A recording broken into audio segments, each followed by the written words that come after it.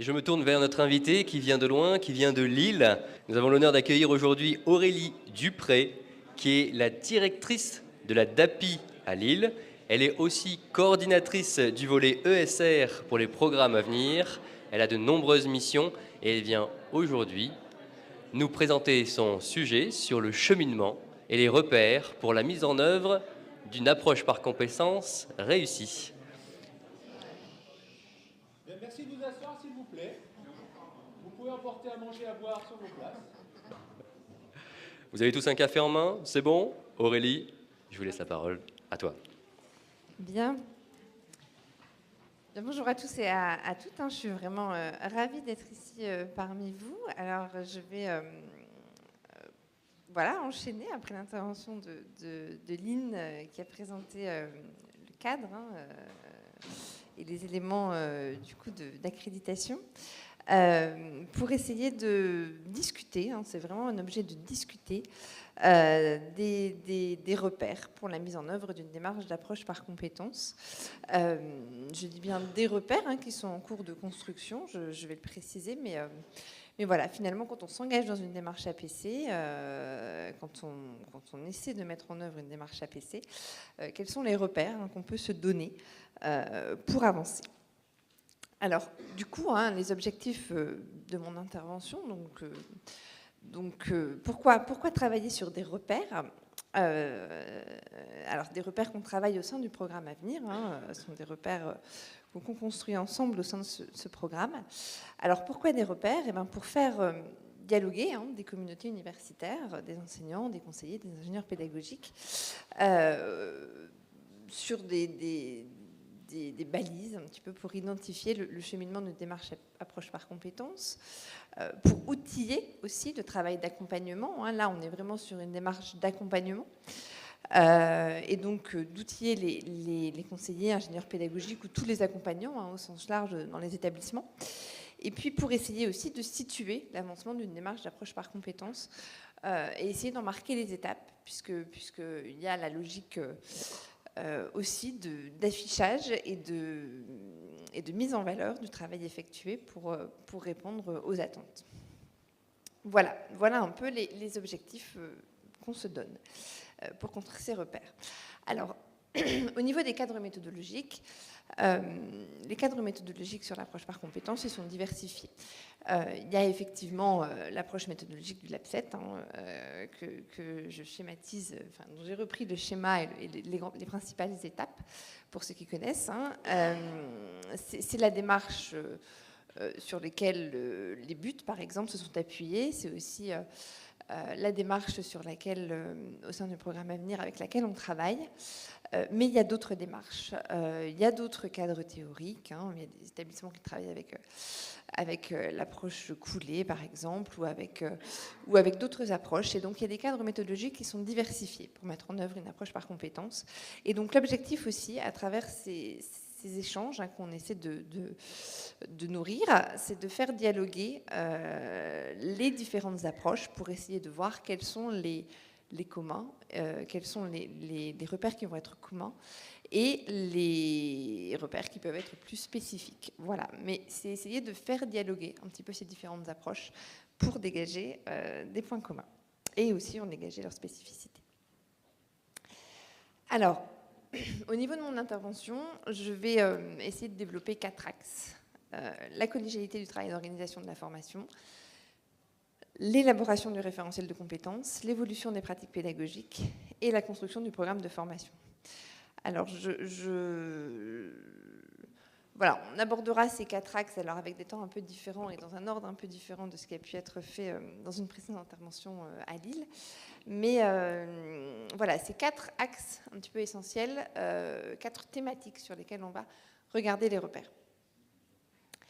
Alors, je commence par la collégialité du travail dans l'organisation de la formation, qui est effectivement une thématique essentielle.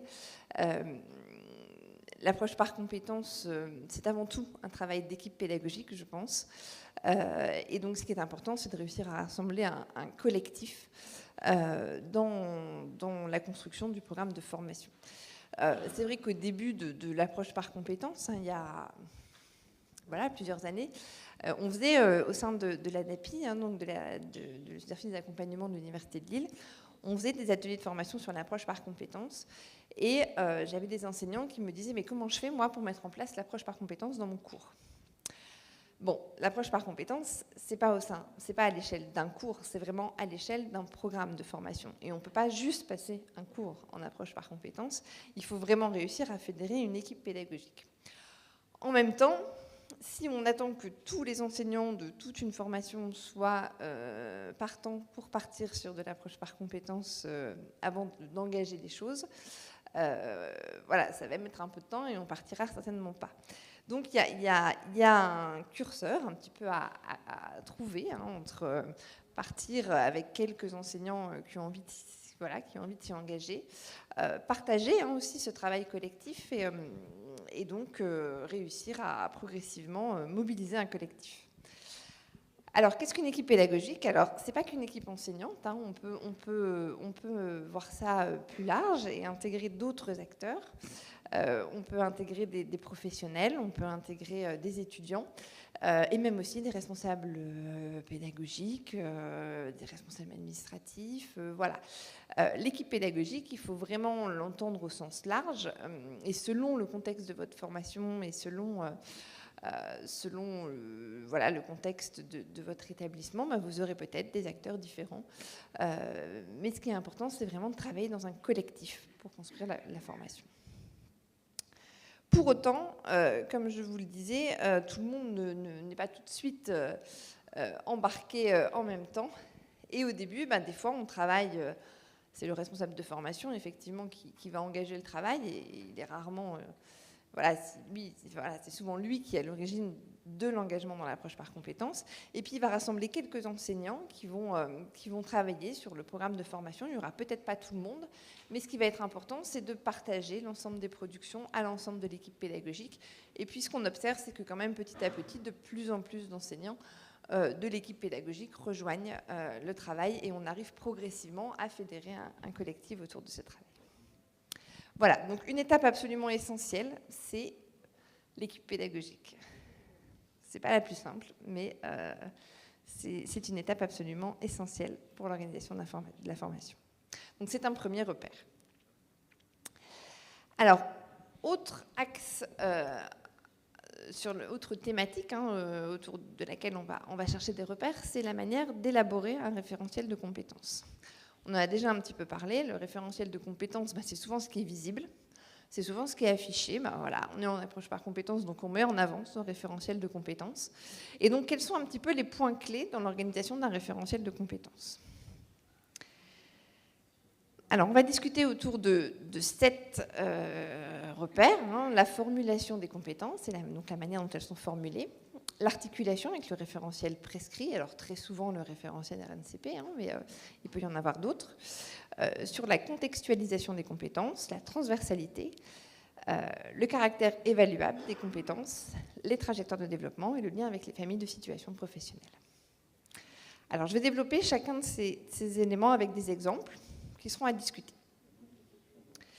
Alors, qu'est-ce qu'une compétence? Très souvent, on a la définition de Jacques Tardif hein, qui est mise en avant, donc le savoir-agir complexe qui prend appui sur la mobilisation, la combinaison efficace de variétés de ressources internes et externes dans des familles de situations. Donc, cette compétence-là, elle semble faire relativement l'unanimité. En tout cas, elle est quand même mise en avant, quelles que soient les démarches, dans beaucoup de référentiels. Ce qui est important dans cette définition, c'est la notion de savoir-agir complexe. C'est-à-dire qu'on est vraiment sur un savoir-agir. Est-ce qu'il suffit de mettre un verbe pour faire un savoir-agir? Pas forcément. Un savoir-agir, ça va vraiment, c'est vraiment une mise en activité. Je vais prendre un exemple hein, assez simple et que je prends souvent. Hein, c'est l'exemple du permis de conduire. La compétence, c'est conduire une voiture sur le réseau routier. Bon, pour conduire une voiture, on a besoin de savoir maîtriser le code de la route. On a besoin de savoir faire un créneau, savoir faire un démarrage en côte. On a besoin de savoir-être patient, responsable. Mais la compétence, c'est la capacité à mobiliser des savoir-faire et des savoir-être différemment selon les situations dans lesquelles on se trouve. Donc la différence entre savoir-agir et savoir, en général, elle est relativement comprise, enfin, elle est en général assez bien comprise. On voit bien la différence entre un savoir et un savoir-agir. Entre un savoir-faire, entre un savoir-être et un savoir-agir, en général aussi, on arrive à bien percevoir la différence. Souvent, l'écueil, c'est entre savoir-faire et compétence. Donc, on a souvent tendance à confondre savoir-faire et compétence, notamment dans le choix des verbes. Voilà, moi, ce que je garde en tête, c'est vraiment que quand on est sur un savoir-faire, on cherche un comportement standardisé. C'est-à-dire qu'on cherche qu'à la fin, tous les étudiants arrivent au même résultat, qu'ils aient la même démarche, qu'ils aient la même procédure et qu'on arrive à quelque chose de standardisé, qu'ils trouvent tous les mêmes résultats, qu'ils agissent tous de la même manière. Quand on est sur un savoir-agir, on va être sur une capacité d'adaptation. C'est-à-dire qu'on va demander, on va s'attendre à ce que les étudiants mettent en œuvre des démarches différentes, qu'ils n'arrivent pas tous au même résultat, mais qu'ils soient capables d'expliciter leurs démarches, de les justifier et de défendre le cheminement qu'ils ont eu et de défendre leurs résultats. Donc on va être sur quelque chose qui n'est pas standardisé, justement. Donc on a souvent, par exemple, suivre un protocole expérimental, voilà, ça va être quelque chose qui va être plus de l'ordre du savoir-faire. Alors que quand on va chercher quand on va travailler sur des savoirs-agir, on va être plus sur de la résolution de problèmes. Donc voilà, moi je garde souvent ça en tête comme petite tête de mémoire pour différencier savoir-agir et savoir-faire. Voilà, donc la formulation des compétences, il est important déjà qu'elle soit en termes de savoir-agir et qu'elle soit pas qu'elle n'envoie pas à des savoirs, par exemple maîtriser les concepts de, voilà, je ne sais pas quoi, on est sur de l'ordre de la compétence, on n'est pas sur du savoir-agir. Donc si on s'ancre, je dis bien si on s'ancre dans la définition de Jacques Tardif, maîtriser les concepts, voilà, ce n'est pas un savoir-agir. On va être vraiment sur des choses plus complexes. Je vais donner d'autres exemples. Alors, autre élément sur lequel on va s'attacher, c'est l'articulation avec le référentiel prescrit. Je vais parler du référentiel RNCP parce que c'est souvent ce qui fait référence ici dans nos contextes. Donc, cette articulation avec le référentiel prescrit, elle est nécessaire. Elle est indispensable, même, je vais dire. Lynn l'a rappelé dans son intervention. Il est nécessaire que nos formations soient adossées à ce référentiel prescrit. Alors, Lynn l'a évoqué déjà, donc je vais passer assez vite. Il y a quand même la possibilité pour les établissements de s'approprier ce référentiel prescrit et donc de reformuler, de restructurer le découpage des compétences et leur formulation. Mais il va falloir faire cette correspondance et se rattacher à ce référentiel. Et il faut que nos référentiels de formation soient rattachés à ces référentiels prescrits. Alors ça dépend, il y a des formations qui les utilisent en tant que telles. À l'Université de Lille, on ne l'a pas trop utilisé en tant que tel, on a plutôt incité les équipes pédagogiques, et j'expliquerai pourquoi, à le retravailler, parce que pour le rendre un peu plus opérationnel, parce qu'on avait besoin qu'il fasse sens pour les équipes pédagogiques et qu'on soit moins dans la transversalité. Mais il y a cette correspondance qui est faite. Alors, autre critère, là vous voyez par exemple un exemple de formation qui a, donc c'est à l'Université de Nantes, qui s'est beaucoup appuyé sur le référentiel RNCP pour construire son référentiel de compétences. On le discutera dans les ateliers cet après-midi. Et voilà, vous voyez ici que là, c'est un exemple qui est très accroché au référentiel de compétences et on a transposé le référentiel du RNCP dans le parcours de formation. Des fois, ça fait sens pour les équipes pédagogiques et puis des fois, il y a des équipes pédagogiques pour qui ça ne fait pas sens et qui ont besoin de se le réapproprier et c'est possible aussi.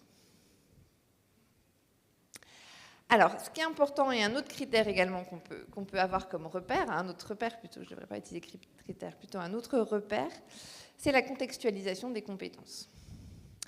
Là, je vous montre un exemple d'une formation qui avait travaillé chez nous à l'Université de Lille sur les compétences attendues à la fin d'une licence.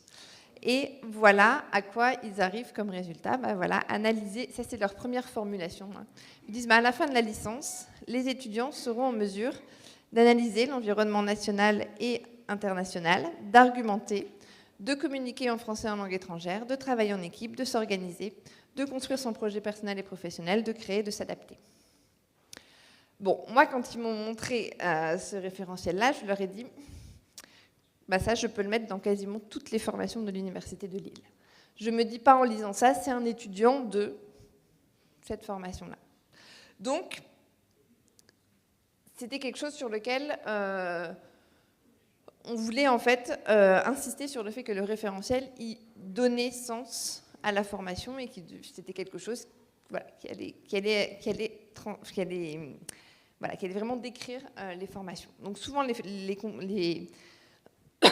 quand on cherche à contextualiser les compétences, on va retravailler ça. Et là, je vous donne des exemples de compétences. Alors, ce n'est pas un référentiel, c'est un patchwork de plein de compétences que j'ai repérées dans les référentiels, toujours de l'Université de Lille, mais où les compétences sont davantage contextualisées. Par exemple, réaliser une consultation juridique aidant à la prise de décision. Là, on voit bien dans quel cadre on va s'inscrire. Structurer des opérations de maintenance sur matériel roulant. Définir une stratégie marketing. Mettre en œuvre une stratégie expérimentale pour répondre à un problème biotechnologique. Traduire du français aux langues anciennes ou des langues anciennes au français. Exploiter des outils d'information scientifique. Interpréter le matériau historique en fonction des représentations propres à ceux qui l'ont produit. Formuler une analyse critique de l'environnement économique et social, analyser des données issues de travaux de recherche en biotechnologie, analyser des enjeux territoriaux, sociaux, environnementaux en urbanisme, interpréter un objet littéraire ou artistique. Là, on voit, c'est des exemples qui sont issus vraiment de plein de champs disciplinaires différents parce que, voilà, je pense que, voilà, c'est pas parce on peut le faire dans différents champs disciplinaires. Mais c'est des exemples de formulations un peu plus abouties, alors qu'ils ne sont pas forcément encore tous parfaits, mais en tout cas de compétences situées dans des contextes de formation et dans des contextes disciplinaires donnés. Donc là, on voit par rapport à la première formulation que je vous avais montrée, je remonte juste à la diapo d'avance, entre cette formulation-là qui était très générique et ces formulations-là qui sont beaucoup plus situées, on voit qu'on a des exemples qui sont beaucoup plus contextualisés. Donc là aussi, c'est des choix. Mais si on est sur ce repère de la contextualisation, on va vers, si on souhaite contextualiser les compétences, on va aller vers ce type de formulation. Alors là, je vous donne un autre exemple. Toujours à l'Université de Lille, le référentiel de compétences du parcours officine à la faculté de pharmacie. On voit 4 compétences qui ont été identifiées. Dispenser un produit de santé de façon adaptée pour un patient dans un contexte donné, gérer une officine de façon responsable dans un contexte territorial donné, accompagner le patient dans sa prise en charge globale et agir en matière de prévention et de santé publique. Donc là, on voit un référentiel autour de 4 compétences. Et puis, ce qui est intéressant, c'est tous les petits gérondifs que vous voyez à côté, qui sont les critères d'exigence dans la mise en œuvre de la compétence. En identifiant la demande et en appréhendant le contexte, en maîtrisant le cadre réglementaire, en apportant une solution adaptée, etc. etc. Je ne vais pas tous les lire. Mais ce que vous voyez, c'est qu'en formulant ces petits gérondifs, qui sont des critères d'évaluation, on s'assure que nos compétences sont évaluables. Parce que des fois, on a des compétences, on est déjà arrivé à la formulation de compétences et on se dit, quand on les évalue, oh, mais ça, en fait, on ne peut pas l'évaluer. Eh bien, c'est pour ça qu'en précisant ces critères et en les communiquant aux étudiants, on précise très clairement les critères d'évaluation et les critères d'exigence qui vont être associés à ce savoir-agir. Alors, ça peut paraître un peu littéraire, voire un peu surprenant de formuler tout ça en gérondif, mais concrètement, quand on essaie d'opérationnaliser les choses, ça fait sens en général derrière dans la construction de la formation. Et si on n'arrive pas à formuler ces critères-là, c'est souvent que la compétence n'est pas évaluable par des critères qui vont être vraiment regardants. Certaines équipes utilisent même après ces gérondifs pour construire leur grille d'évaluation critériée et pour évaluer leurs compétences. Et ils ont une grille comme ça pour chaque compétence qui leur sert dans les évaluations, dans les oraux, voilà. Donc ça devient après des vraies balises. Et pour les étudiants qui les demandent, et pour les enseignants. Voilà, donc c'est un bon moyen de s'assurer que la compétence est évaluable. Je vous donne un autre exemple en chimie. Là, vous voyez l'exemple toujours à l'Université de Lille, de la licence de chimie, qui a travaillé autour de 4 compétences: synthétiser et transformer la matière, analyser et caractériser la matière, communiquer avec rigueur dans le langage scientifique et construire son projet personnel et professionnel pour laisser un peu d'ouverture et de personnalisation des parcours. Et donc autour de ces 4 compétences, ils ont construit leurs 4 BCC et ils ont structuré leur formation dans ces 4 BCC.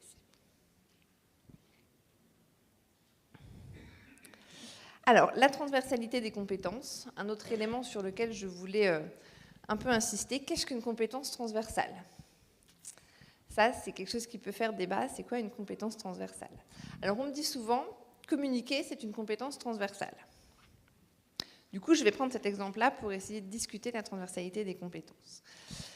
Communiquer en médecine, voilà la compétence communiquer que m'ont fait l'équipe pédagogique de la faculté de médecine. Communiquer, c'est établir une relation professionnelle avec un patient lors de la communication des diagnostics. C'est adopter une posture scientifique et responsable, corriger les représentations du patient, et puis adapter la prise en charge. Donc, voilà comment l'équipe pédagogique, on peut faire autre chose, mais en tout cas, l'équipe s'est appropriée la compétence communiquer en mettant ces critères d'exigence-là derrière cette compétence-là. Si je regarde dans un autre référentiel comment la compétence communiquer a été travaillée, et je vous montre l'exemple dans la licence de langue étrangère appliquée. En langue étrangère appliquée, communiquer, c'est communiquer en français en langue étrangère et donc s'exprimer à l'oral, à l'écrit, en continu, en exposé et en interaction, en français et dans au moins 2 langues étrangères, en maîtrisant des principes de traduction et en utilisant des outils de production de contenu. On voit bien que communiquer pour les langues étrangères appliquées, ce n'est pas vraiment la même chose que communiquer dans les études de médecine. Si je continue, en droit, communiquer, c'est... Donc là, c'est les études de droit, c'était une licence ou un master, je ne sais plus. C'est être capable de vulgariser son discours. Donc c'est communiquer avec des professionnels juristes et non juristes. J'ai oublié un S et un peu de lettres. En veillant à la protection des informations stratégiques de l'entreprise, il y a la notion de français et d'anglais qui rentre dans cette compétence-là, en vulgarisant son discours, en adoptant les codes de ses partenaires et en maîtrisant les formes d'écrit attendues. Et puis en sciences et technologies, communiquer, c'est valoriser des résultats scientifiques avec objectivité. Et donc c'est adapter sa communication à un public de professionnels disciplinaires, en français et en anglais, avec des supports variés, etc., etc. Donc en fait, pourquoi j'ai mis ces exemples-là? Pour essayer d'illustrer le fait que la transversalité, elle ne se pense pas forcément à l'échelle de la compétence, ou en tout cas du bloc de compétences. À partir du moment où on est dans une logique de contextualisation des compétences, forcément les compétences, elles sont situées dans les champs de formation. Et ce n'est pas parce qu'on est un très bon communicant en langue étrangère appliquée qu'on va être un très bon communicant en médecine, ou un très bon communicant en droit, ou un très bon communicant en sciences et technologies. Les critères d'exigence sont vraiment spécifiques aux formations. Par contre, il y a des éléments qui peuvent être transversaux. Par exemple, voilà, le cours d'anglais, il peut être transversal au cours de langue étrangère appliquée, en sciences et technologies, en droit et peut-être en médecine. Donc, en dessous de ces compétences, dans les apprentissages essentiels, dans les apprentissages critiques ou essentiels, ça dépend comment on les appelle, on peut avoir des éléments transversaux. Et la transversalité, elle peut se penser là. Mais quand on fait le choix de la contextualisation, forcément, les compétences, elles sont très contextualisées, et donc les compétences sont pas... Il n'y a pas vraiment de compétences transversales. La transversalité, elle se pense dans les apprentissages critiques, elle se pense dans les sous-éléments. Donc là aussi, c'est des choix. Où est-ce qu'on pense à transversalité? Au sein des formations, au sein des parcours, ça dépend de vos cadrages d'établissement, mais c'est aussi des choses à réfléchir dans les cadrages. Oula, j'étais trop vite. Alors, je l'ai dit un peu rapidement tout à l'heure, juste quelques diapos avant, mais voilà, le caractère évaluable des compétences, il va être très important. Et donc, s'assurer et définir ces critères d'exigence, c'est important. Des fois, j'ai travaillé avec des équipes pédagogiques qui me disaient « Ah, mais pour nous, c'est hyper important. Par exemple, c'était construire une démonstration, je ne sais plus, dans les matières littéraires. Et je discutais avec l'équipe pédagogique et je me rendais compte que d'un enseignant à l'autre, ils n'avaient pas du tout les mêmes critères d'exigence.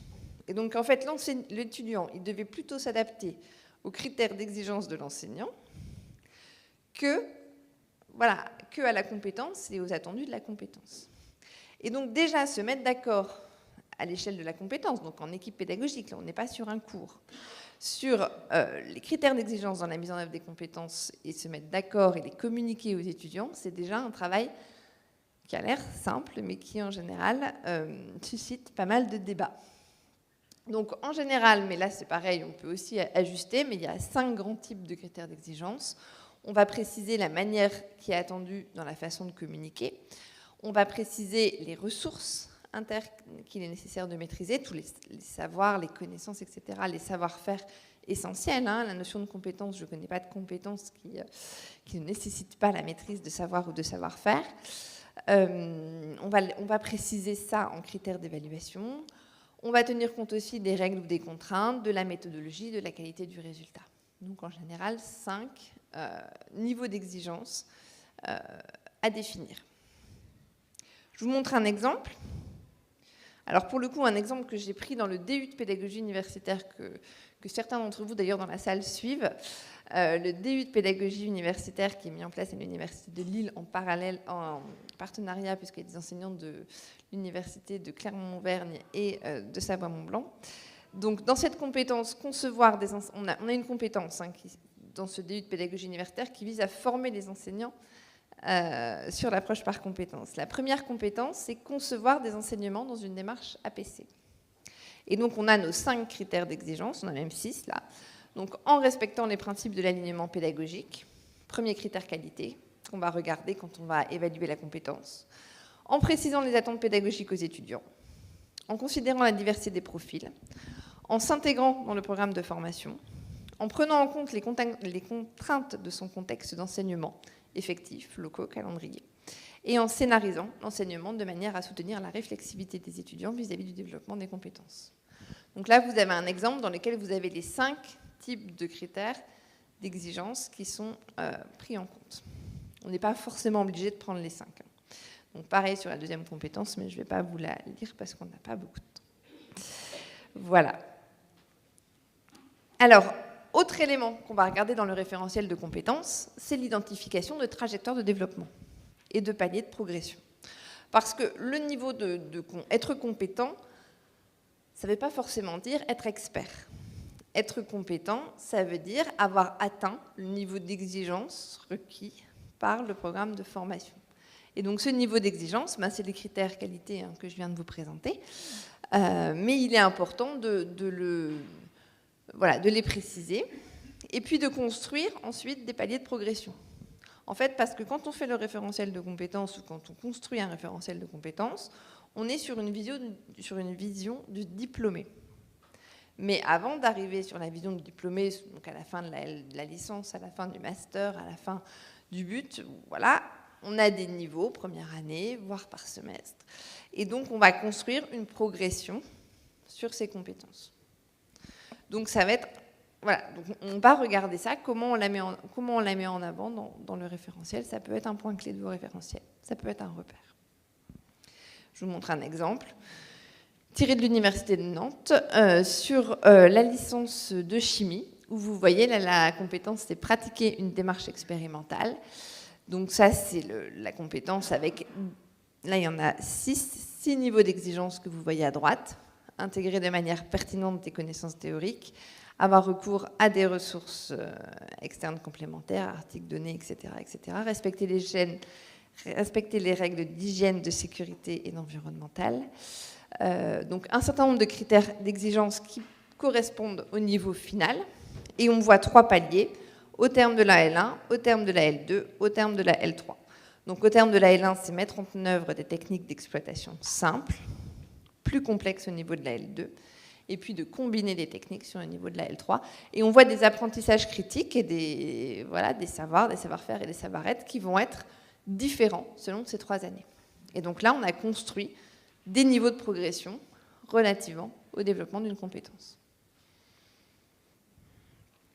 Donc voilà un exemple.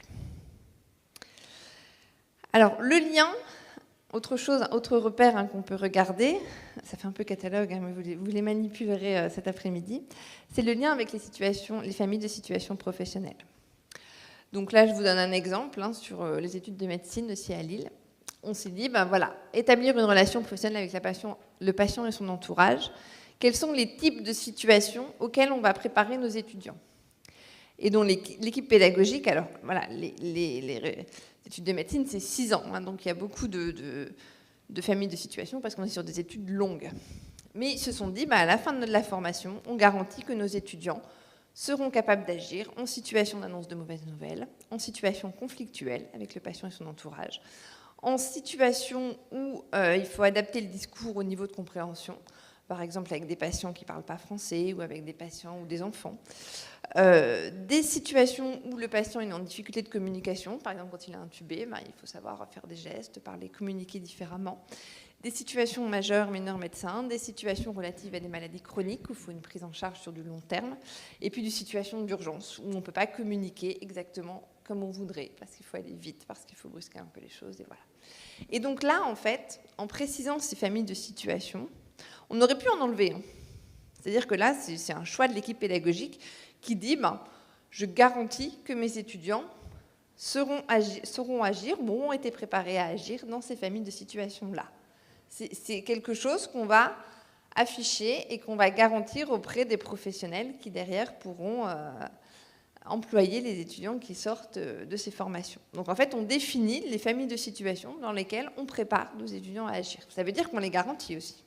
On ne peut pas mettre une famille de situations si on ne prépare pas à cette famille de situations. Si, typiquement, ils savent que les situations d'urgence, les étudiants ne vont pas en voir en second cycle et qu'ils verront ça plutôt en internat, mais dans ces cas-là, on l'enlève du référentiel et on ne le garantit pas comme une famille de situations qui va être préparée par la formation. Je vous montre un autre exemple pour sortir de la médecine. Par exemple, sur conduire une action publique, donc pareil, avec un certain nombre de critères d'exigence, eh bien là, la formation annonce que l'étudiant sera capable d'agir dans 4 types de situations, c'est-à-dire de conduire une action publique dans des politiques nationales, transversales ou interministérielles, dans des politiques monétaires, budgétaires et économiques dans le cadre de l'Union européenne, dans des politiques à dimension internationale et dans des politiques sanitaires à l'échelle d'un État. Ça veut dire que derrière, il y aura un enjeu d'aller regarder si effectivement, dans le programme de formation et dans les activités pédagogiques qui sont proposées, on a bien une préparation à ces familles de situations-là. Donc voilà, là, la difficulté, elle est de vouloir pas tout afficher et d'être réaliste et en même temps cohérent par rapport à ce qu'on fait. Ok. J'avance du coup sur la structuration d'un programme de formation. Quelques éléments qu'on va regarder, la compensation des compétences, la modularité des parcours, l'intégration des SAE, la répartition des ECTS, les modalités d'évaluation et la démarche portfolio. Compensation des compétences, c'est souvent un vaste sujet. Est-ce que les compétences se compensent? Est-ce qu'elles ne se compensent pas?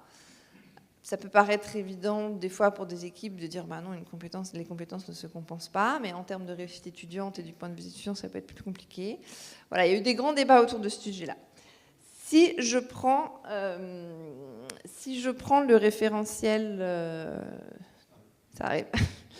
Voilà, si je reprends les référentiels de la pharmacie que j'ai présenté tout à l'heure, on voit bien que ces 4 compétences, dispenser un produit de santé, gérer une officine, accompagner le patient, agir en matière de prévention et de santé publique, on comprend aisément que ces compétences, elles ne sont pas compensables. Ce n'est pas parce qu'on est très bon pour gérer une officine qu'on peut se permettre d'être très mauvais pour accompagner le patient dans sa prise en charge. C'est 2 choses complètement différentes et l'une ne va pas compenser l'autre. Donc, quand on est vraiment sur des savoirs agir complexes, en général, cette notion de compensation, elle est relativement... elle fait sens, à la fois pour les enseignants et pour les étudiants. Quand on est sur des logiques plus disciplinaires, j'ai envie de dire, et quand on a des blocs de compétences, par exemple, de ce type-là, c'est un exemple fictif, je précise. Par exemple, premier BCC, sciences pour la santé, 2e BCC, outils et langage, 3e BCC, projet personnel et professionnel, 4e BCC, stage.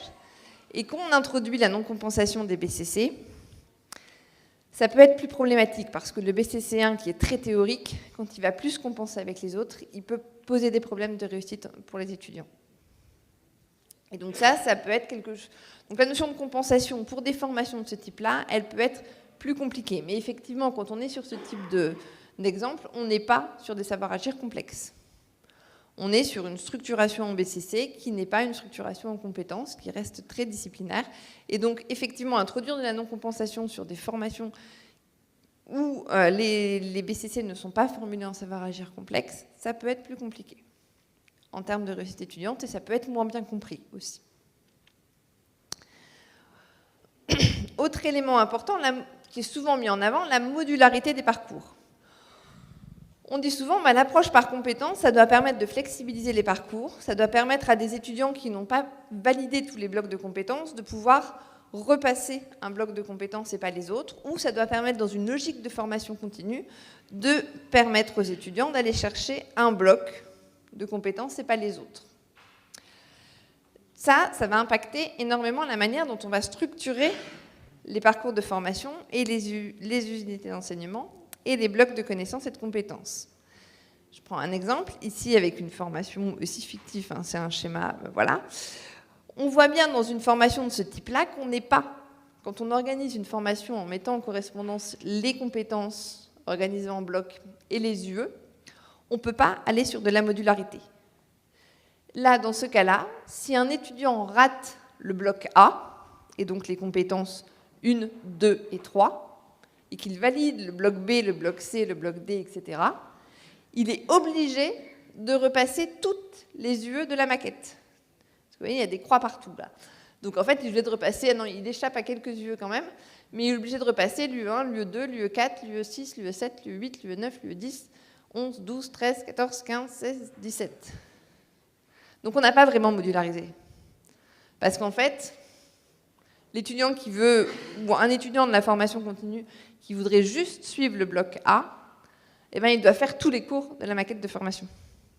Et donc, on ne peut pas vraiment isoler les cours les uns par rapport aux autres. Donc, ce n'est pas forcément problématique en termes de formation. Mais ça veut dire que quand on est sur des maquettes de ce type-là, ça va être compliqué de modulariser et ça va être compliqué de pouvoir modulariser les parcours de formation. Donc, le choix qu'on a fait, là, c'est aussi un parti pris, c'est le choix qui a été fait à Lille, mais ce n'est pas forcément le choix qui est fait partout et ce n'est pas forcément le choix qu'il faut faire. Enfin, voilà, c'est de structurer les parcours en introduisant la notion de direct et d'indirect. C'est-à-dire qu'on a fait une correspondance entre des unités d'enseignement et les compétences, en disant que chaque unité d'enseignement ne devait être attachée directement qu'à une compétence. Indirectement, elle pouvait être attachée à d'autres compétences, mais une seule compétence. Par exemple, l'UE1 est rattachée directement à la compétence 1. L'UE2 est rattachée directement à la compétence 1 et indirectement à la 3. Ça veut dire que si un étudiant rate la compétence 1, il ne repasse que les UE directs. Il ne repasse pas les UE qui sont en indirect. Et donc, du coup, on a une... Voilà, c'est un petit peu un contournement. C'est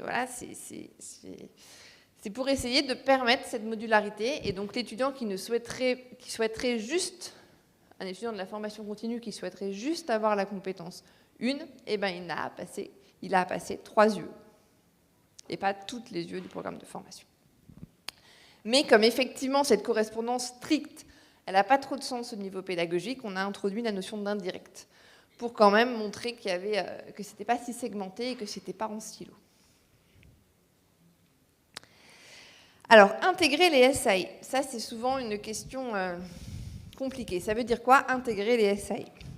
Comment est-ce qu'on maquette une SAE? Alors, ouais, déjà, j'aurais peut-être dû dire ce que c'est qu'une SAE. Qu'est-ce que c'est qu'une SAE? C'est rendu célèbre par les buts. La SAE, c'est la situation d'apprentissage et d'évaluation. C'est-à-dire que c'est une mise en situation qui va permettre le développement des compétences.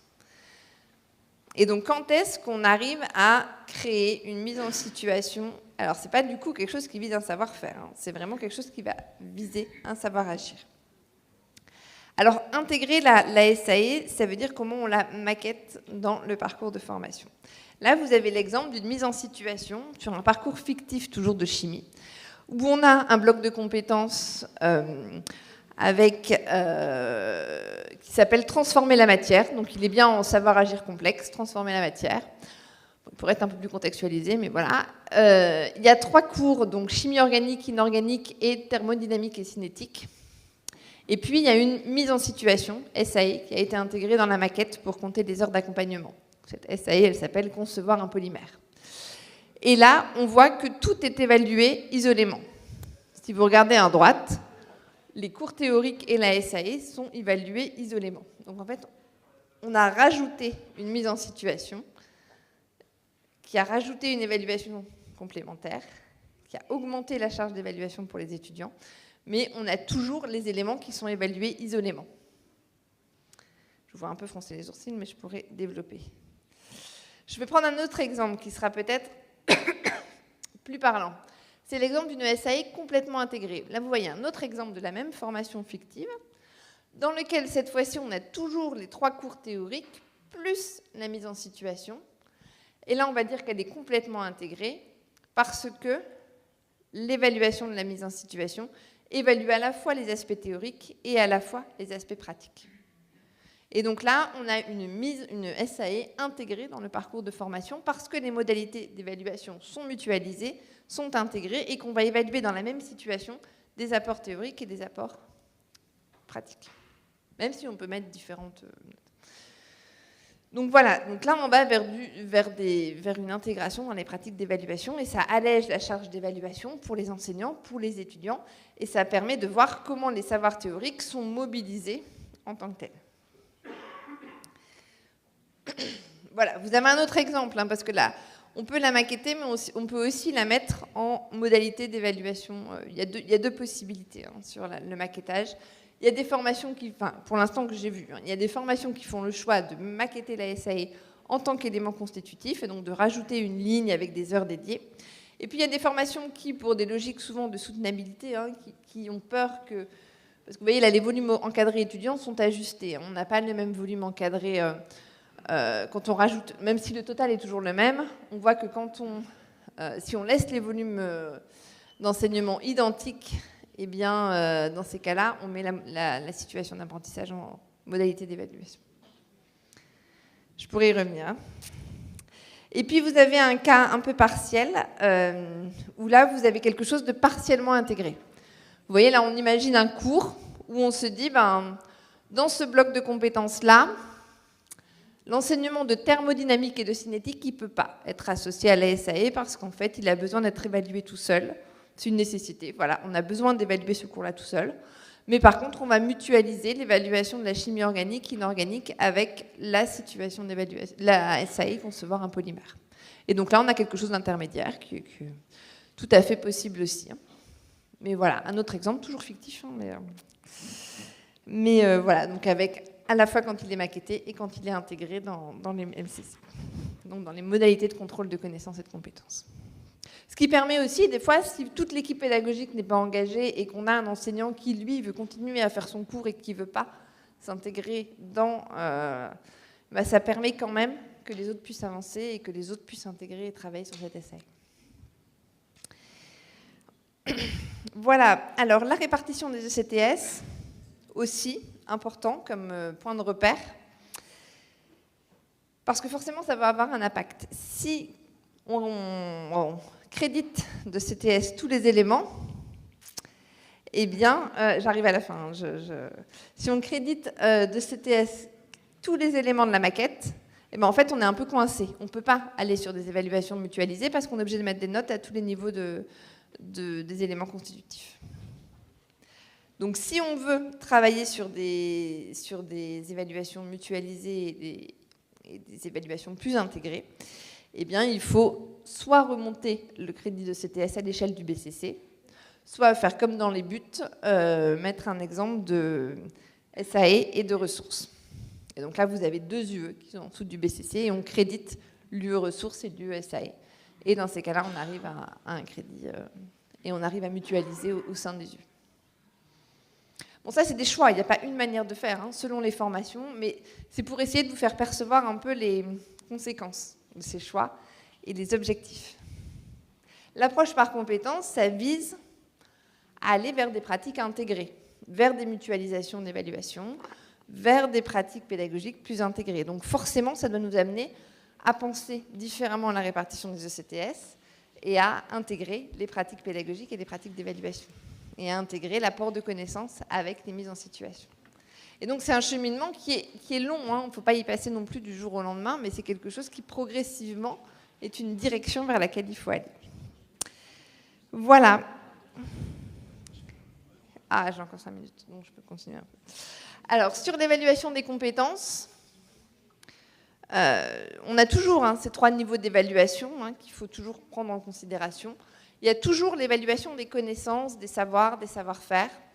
Ça continue à s'évaluer, c'est toujours le cœur de la formation.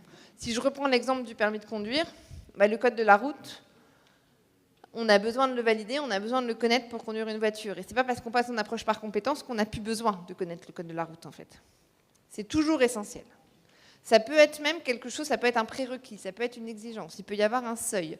Dans les formations de médecine, les connaissances, ils ont mis il faut 70% sur les éléments de bonne réponse, sur les éléments essentiels. Voilà. Le deuxième niveau, c'est l'évaluation des mises en situation, les fameuses SAE. On verra cet après-midi dans les ateliers la différence entre une mise en situation et une SAE. Mais les mises en situation, c'est l'évaluation des savoirs agir. Vous voyez, sur le niveau rouge, on avait évalué les savoirs, savoir-faire. Quand on introduit des mises en situation et des SAE dans les programmes de formation, on va évaluer des savoirs agir. Donc on est sur un autre niveau. C'est comment on mobilise ces savoirs et ces savoir-faire en action et en situation. Et donc on va avoir des performances ou des contre-performances. Par exemple, dans cette situation-là, l'étudiant, il a été performant. Mais dans celle-là, il n'a pas été performant. Et voilà. Et on va avoir un ensemble de performances et de contre-performances qui, derrière, et c'est le niveau bleu, vont pouvoir prendre sens dans le portfolio. C'est-à-dire que le portfolio, c'est la partie réflexive où l'étudiant il va analyser sa trajectoire de développement sur la compétence.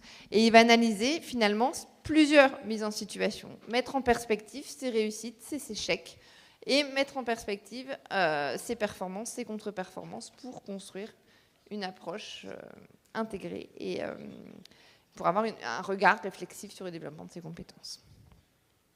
Voilà, donc ça c'est vraiment ces 3 niveaux d'évaluation dans la maquette. On peut regarder ça, ces 3 niveaux d'évaluation. On va regarder dans la maquette comment sont évaluées les ressources, est-ce qu'elles sont évaluées isolément ou de manière intégrée. Lynn l'a évoqué ce matin, ressources isolées, ressources intégrées. Comment sont évaluées, est-ce qu'il y a des mises en situation, est-ce qu'il y a une évaluation des savoirs agir? Et après, est-ce qu'il y a un accompagnement à la réflexivité? Parce que cet accompagnement à la réflexivité, il va aussi être nécessaire. Alors, un point essentiel sur la validation des compétences qu'on a pu remarquer, et j'ai eu des discussions très récemment avec plusieurs universités là-dessus, quand on met en place un projet ou une mise en situation de type projet, une SAE de type projet dans une formation, très souvent, elle évalue plusieurs compétences. Et donc, on n'a pas une SAE différente par compétence ou par BCC. On peut avoir la même mise en situation qui va évaluer plusieurs compétences. Typiquement, par exemple, sur des fins de parcours, sur des stages, le stage, il va évaluer plusieurs compétences. La mise en situation, le projet, il va évaluer plusieurs compétences. Seulement, quand on est dans une logique d'approche par compétences, a priori, on n'a pas le même résultat ou on n'a pas la même performance selon ces différentes compétences. Et donc, ce qui peut être intéressant, et là, j'observe de plus en plus d'équipes pédagogiques qui vont vers ça, c'est qu'en fait, même si c'est la même SAE, elle ne va pas aboutir au même résultat. Et donc, c'est des équipes pédagogiques qui, par exemple, sur la SAE concevoir un polymère, ils vont mettre 2 notes différentes. Et donc, elle va être à 2 endroits dans la maquette de formation parce que ce ne sera pas la même note. Et l'étudiant ne va pas réussir de la même façon la conception, la caractérisation de la matière et la transformation de la matière dans la SAE. Et donc, cette même mise en situation ou ce même projet va donner lieu à 2 notes différentes. Et donc, il est maquetté à 2 endroits de la formation.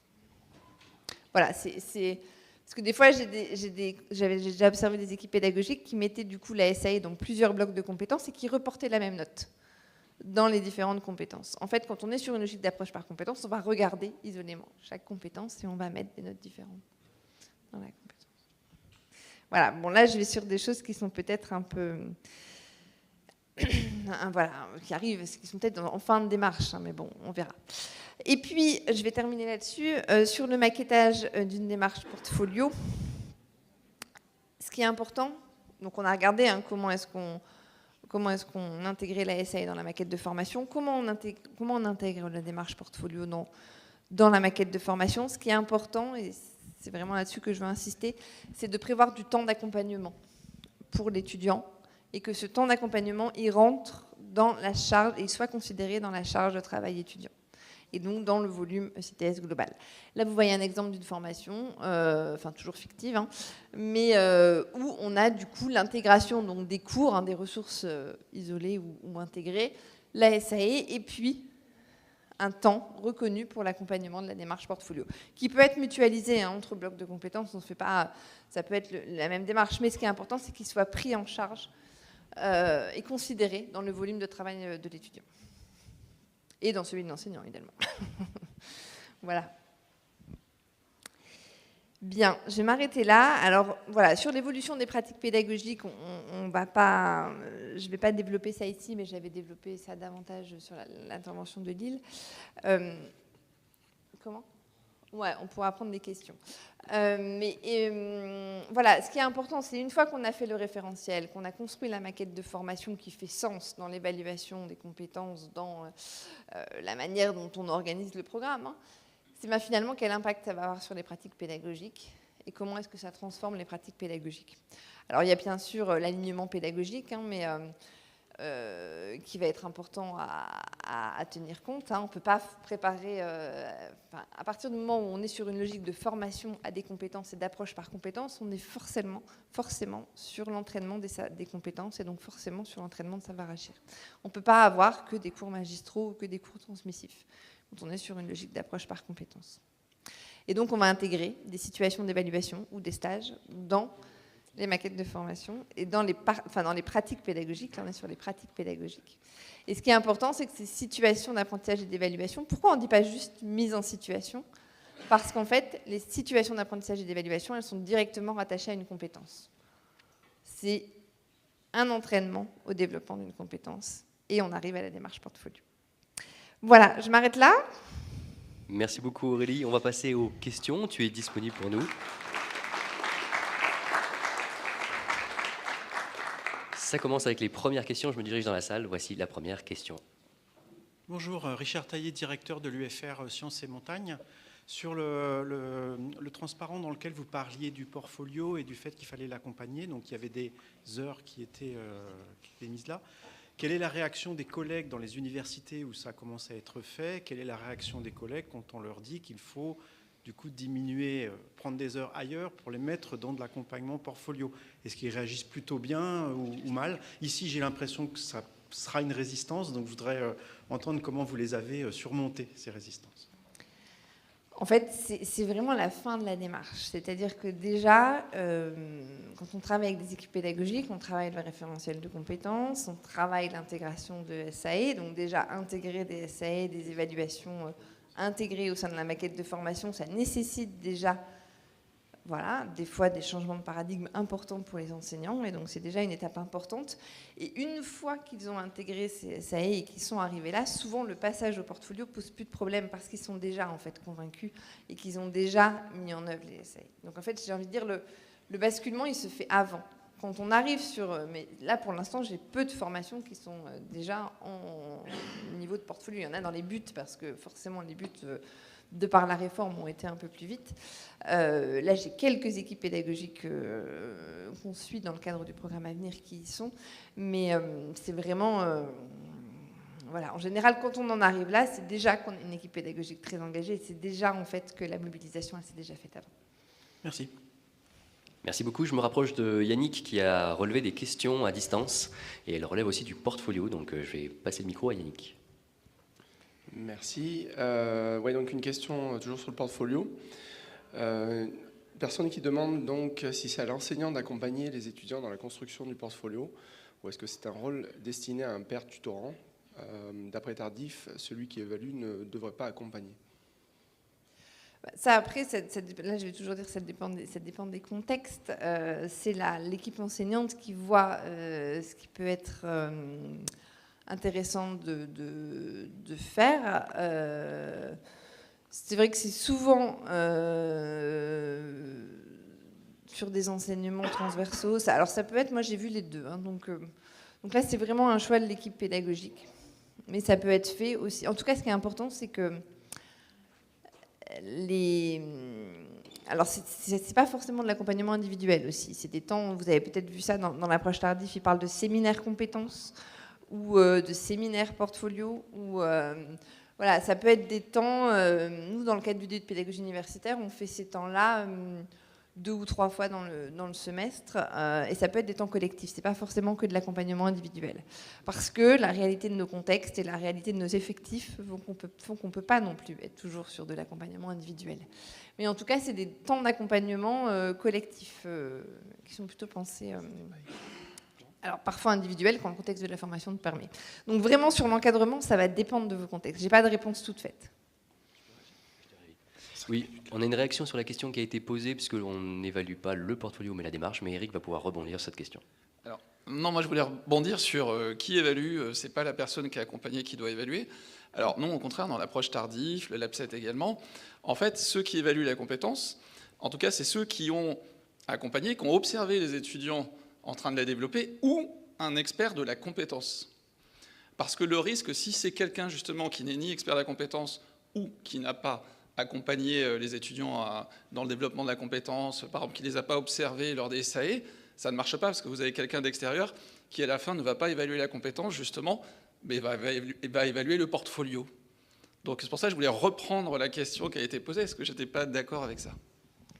Voilà, c'est vrai qu'on n'évalue pas la démarche réflexive ni le portfolio. On ne regarde pas si l'étudiant il est réflexif, c'est pas ça qu'on regarde. Ce qu'on regarde, c'est l'évaluation de la compétence. Est-ce qu'il maîtrise le savoir-agir en question? Et pour regarder s'il le maîtrise, on va regarder comment ça s'exprime à travers des écrits réflexifs, des oraux de compétences, etc. Mais c'est vrai que c'est la compétence qu'on évalue. C'est bien de le souligner.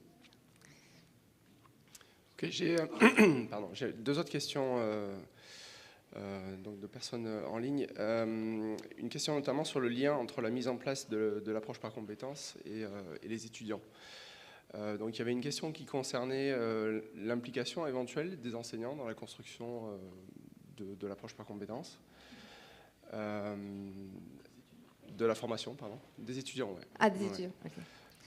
L'implication des étudiants dans la construction. Et puis il y avait une autre question aussi sur... alors c'est plus technique sur l'aspect du référentiel, c'est-à-dire quelle est la version de la compétence la plus compréhensible pour les étudiants. Est-ce que c'est l'utilisation du gérondif ou est-ce que c'est la compétence contextualisée, pour préciser les choses. Et est-ce qu'il y a un temps qui peut être dédié justement à expliciter les compétences auprès des étudiants lors de l'accueil au sein des enseignements.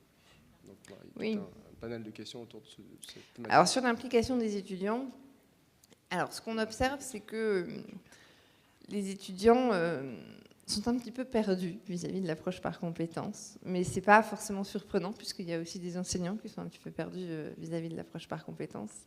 Et voilà, et donc ils ont des fois aussi des a priori et des...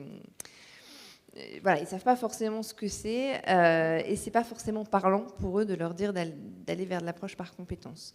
Donc c'est très intéressant. Moi, je le recommande fortement d'intégrer des étudiants dans l'équipe pédagogique. Je vous ai montré tout à l'heure le triptyque équipe pédagogique avec enseignants, étudiants, professionnels et éventuellement autres acteurs. Même s'ils ne sont pas forcément là à toutes les séances, moi, je recommande quand même souvent de faire des allers-retours sur le référentiel de compétences avec les étudiants pour voir si c'est lisible pour eux, si ça leur fait sens, etc. Voilà, donc les associer à la démarche d'une manière ou d'une autre, ça ne veut pas forcément dire être là à chaque séance, mais les associer à la démarche, c'est intéressant d'avoir leur retour et de discuter ces référentiels avec eux.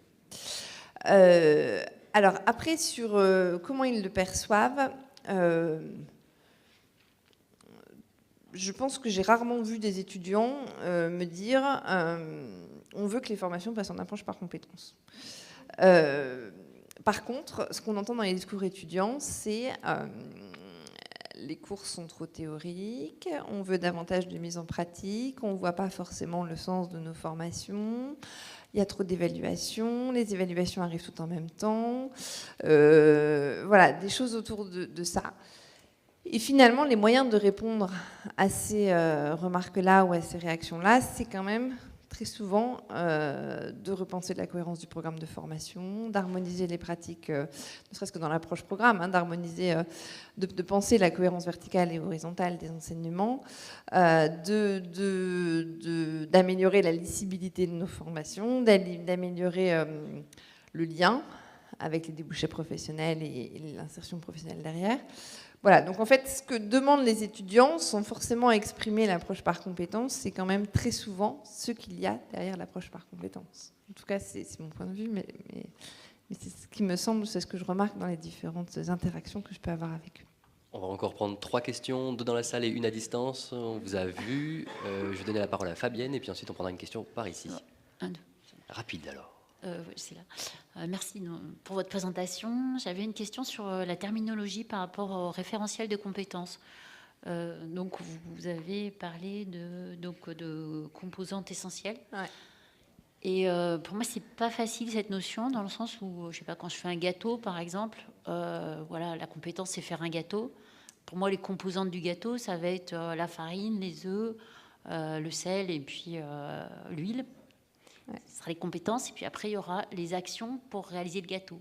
Ouais. En fouettant les œufs, en ajoutant la farine avec... Ouais, ok. Voilà. Alors là, vraiment, les composantes, ni les ingrédients, ni les étapes. Vraiment, les composantes, je suis d'accord sur le fait que c'est jargonneux, c'est pour ça que j'ai utilisé d'autres appellations. C'est les critères d'exigence dans la mise en œuvre de la compétence. Il faut vraiment penser ça comme des critères d'évaluation. C'est-à-dire, est-ce que finalement, le gâteau, comment est-ce que vous allez dire qu'il est réussi ou qu'il n'est pas réussi? Qu'est-ce que vous attendez? Et donc, du coup, ça va être vos critères d'exigence. Là, vous parlez de critères d'exigence. Mais donc, pour vous, composantes essentielles et critères d'exigence, c'est la même chose? Oui. Les critères d'exigence dans la mise en œuvre des compétences, voilà. Alors, ça peut être associé à des démarches, à de la mobilisation de savoir, etc. Mais c'est vraiment on appelle ça aussi des fois des critères qualité. Voilà, donc c'est un peu Alors, on est en train de travailler au sein d'Avenir sur un glossaire pour essayer d'expliciter un petit peu tout ça, parce qu'on voit bien que c'est jargonneux, et que quand c'est pas jargonneux, c'est consensuel, et donc du coup, ça c'est pas non plus... Et cette frontière entre le consensuel et le jargonneux, elle est compliquée. Et donc, on est en train d'essayer de travailler sur un glossaire non consensuel, mais pas trop jargonneux. Mais là aussi, on travaille sur de la co-construction, donc on est en train de le dialoguer avec des équipes, avec des accompagnants du consortium et en dehors du consortium, et avec l'HCERES pour essayer justement de co-construire ce glossaire et un outil d'accompagnement qui va essayer de rendre explicite tout ça. C'est un gros challenge, mais on essaie d'avancer sur ce... Parce que du coup, il y a les apprentissages critiques aussi qui viennent. Oui, il y a aussi les apprentissages critiques qui sont là, du coup, des apprentissages essentiels dans la mise en œuvre de la compétence. Alors je vais finir sur une dernière question. J'ai identifié juste devant, c'est la bataille pour les questions. Je reste là pour le déjeuner, on peut en rediscuter. Les personnes qui sont en présentiel, vous pourrez échanger ensuite sans aucun souci. Pour celles qui sont à distance, pour la question qui est à distance, on vous répondra via le chat. Ouais. On peut finir sur votre question, mais une condition, Aurélie, est-ce que vous engagez à répondre de manière très très courte sur cette question? Allez, c'est parti, on essaye. Annick Martin, Université Côte d'Azur. Alors, je vais peut-être jeter un pavé dans la mare et je suis désolée, Eric, tu me pardonneras. Je voudrais revenir sur la question du portfolio. Quand nous, on accompagne en fait la construction des SAE, la mise en place des SAE, en fait, on incite les enseignants à accompagner les étudiants, à les observer, ils les évaluent de cette façon-là, en fait, à travers leur production, à travers leur démarche, à travers ce qu'ils les voient faire. Quelle est la plus-value du portfolio là-dedans, sachant que potentiellement, ça peut faire une évaluation, un travail supplémentaire pour l'enseignant et pour l'étudiant. Est-ce que vous dites que vous évaluez en fait la mobilisation des compétences, des apprentissages au travers des écrits réflexifs? Ok, donc je réponds très très vite et on peut prolonger sur le déjeuner. Pour moi, l'évaluation que vous allez faire à travers la SAE évalue la compétence dans une situation. C'est-à-dire que pour moi, c'est une performance. C'est-à-dire l'étudiant a réussi à agir dans cette situation qui était la situation de la SAE. Et puis vous allez les mettre dans une autre situation, il n'aura pas forcément que des réussites, mais il va être, et finalement dans le portfolio, il va être capable de dire, dans cette situation-là, j'ai agi comme ça parce que, mais dans cette SAE-là, la situation est différente et je me suis adaptée de cette façon-là. Et donc en fait, le portfolio, il permet de faire du lien entre les différentes mises en situation, et pour moi, c'est un niveau encore un peu au-dessus. On peut prolonger, mais avec l'exemple de la médecine, voilà, sur la compétence communiquée, oui, j'ai réussi à communiquer une mauvaise nouvelle. j'ai été performant dans la situation de communiquer une mauvaise nouvelle? Est-ce que j'aurais été performant en situation d'urgence? Comment j'aurais adapté ma manière de faire à la situation d'urgence? C'est là où le portfolio il va avoir son intérêt pour mettre en lien les différentes familles de situations. Merci beaucoup Aurélie.